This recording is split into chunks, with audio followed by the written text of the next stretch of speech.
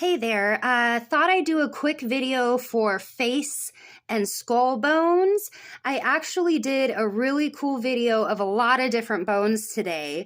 The editing's happening still, so just give me another day or two on all bones. But for tonight, just real quick, let's do some face and skull bones. So starting out just with the face, and these aren't all of them necessarily, but the ones that I want you to know. So everybody touch yourselves. Ready, set, go. So first one is the forehead. This is our frontal bone. And it's important to know that most of our facial bones and skull bones are paired. So we have a frontal bone, but that's really two sides. We have our temporal. So the temples is the temporal bone.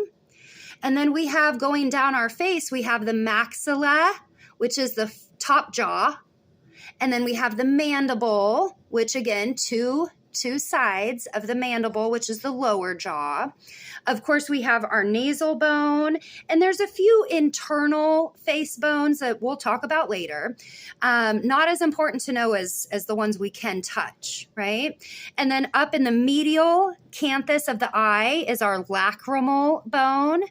And then if we draw out on our cheekbone here, that's our zygomatic arch. So it makes up part of our nice high cheekbones, right? So that's a lot of the face bones, right? So again, frontal bone makes up our forehead.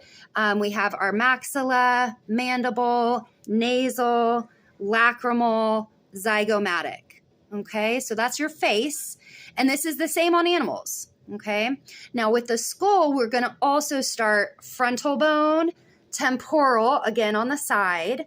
Parietal makes up a big part of the lateral sides of your skull. So parietal, and then we have the interparietal back here. And then the very most caudal skull bone. You can feel it when you kind of bend your neck. That's your occipital bone. So frontal, temporal, parietal, interparietal, occipital.